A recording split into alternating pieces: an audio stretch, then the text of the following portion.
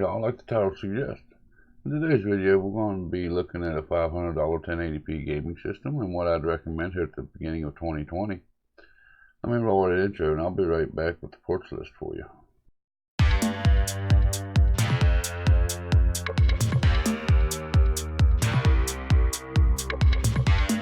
Alright guys, if you like tech, you like gaming, make sure you give me a thumbs up, give me a thumbs down if you don't. There's that comment section below if you'd like to hit me up on the comments. Make sure you hit that subscribe button, turn that notification bell on. Next time I put out a video or I go live and we're on YouTube. Like I said in the intro, today we're going to be looking at a $500 1080p gaming system for 2020. This is what I would recommend. You know, you've been saving up for a while, you've been cutting extra grass, you've been shoveling that snow since it's winter time here now. You know, and you got about $500 saved up. You want to build a 1080p gaming system.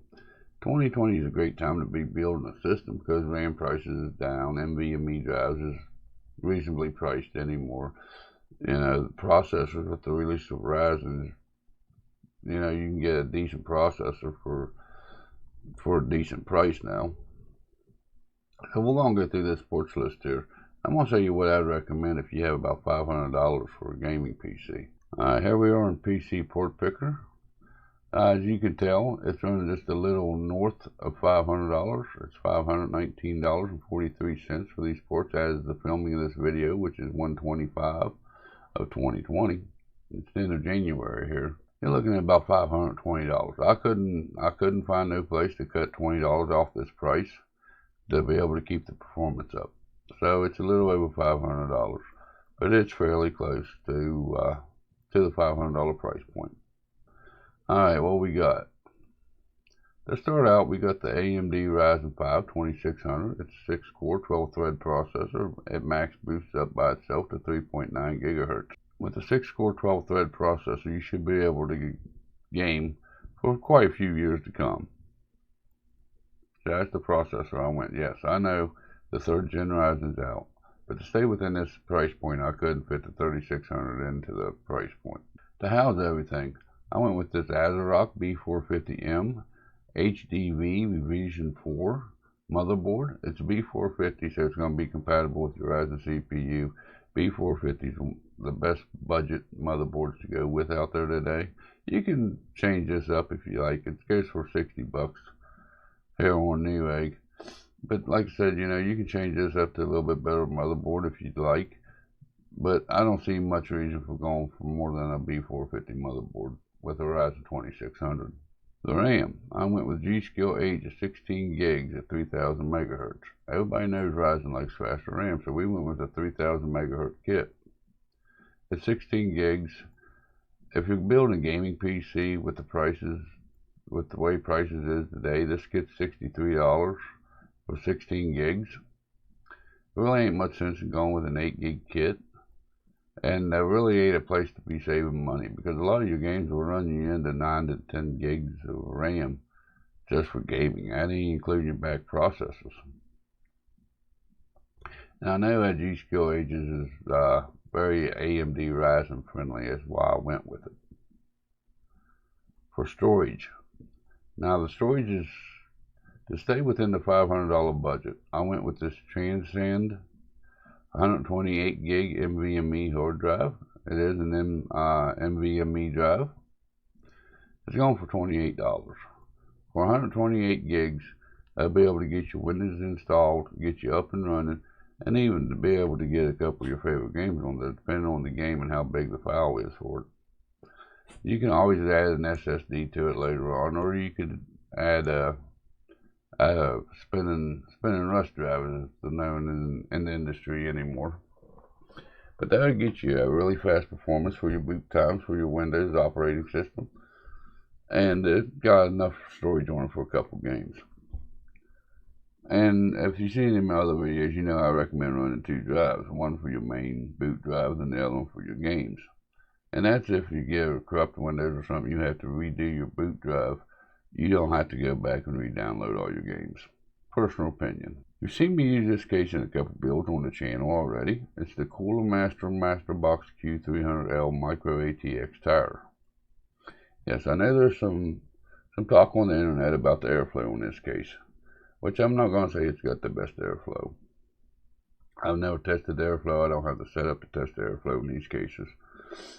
But with the builds that I've done, this case does fine for the mid-range or entry-level gaming PC. It's a $45 case. It ain't meant to be housing a Ryzen 9 3950X. It ain't made to be handling a 2070. It ain't made for a 2080.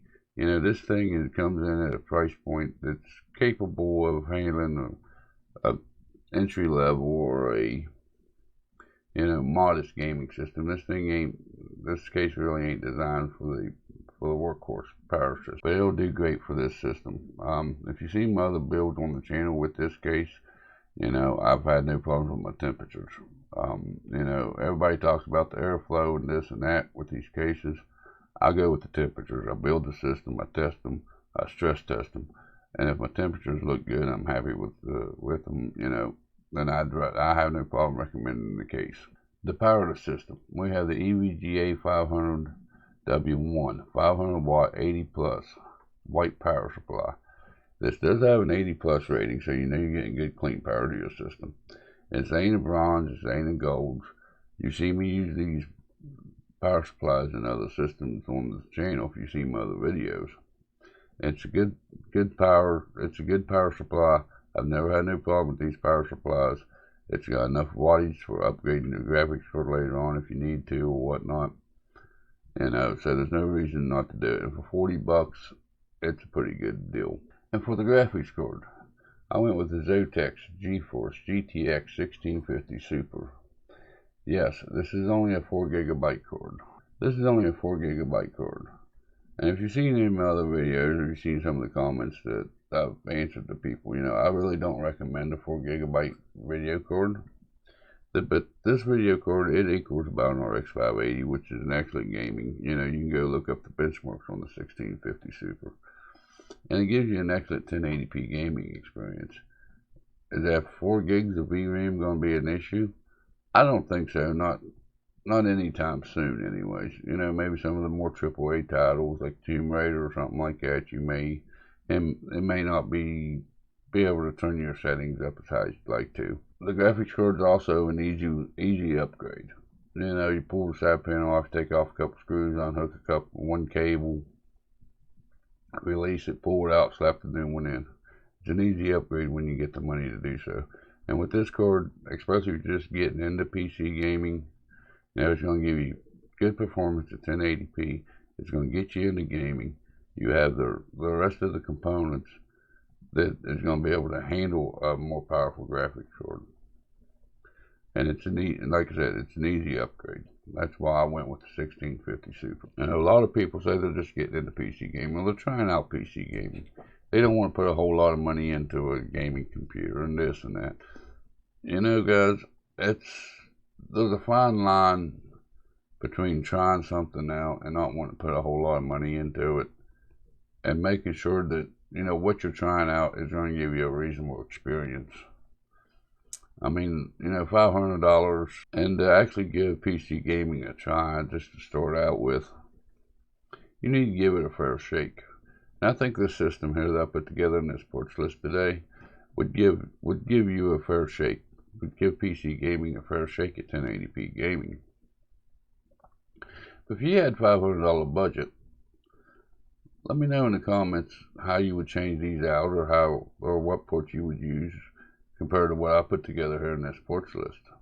I think this is a very capable gaming PC for $500 for 1080p gaming. That is my recommendation for about $500 gaming system here in 2020, the beginning of 2020.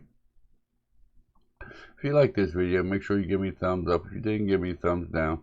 There's that comment section below. I'll go through them every Saturday on my live stream. Make sure you hit that subscribe button, turn on that notification bell. That way you're notified next time I put out a video or I go live here on YouTube. With all that being said, you all have a good day, and I'll see you in the next video or live stream.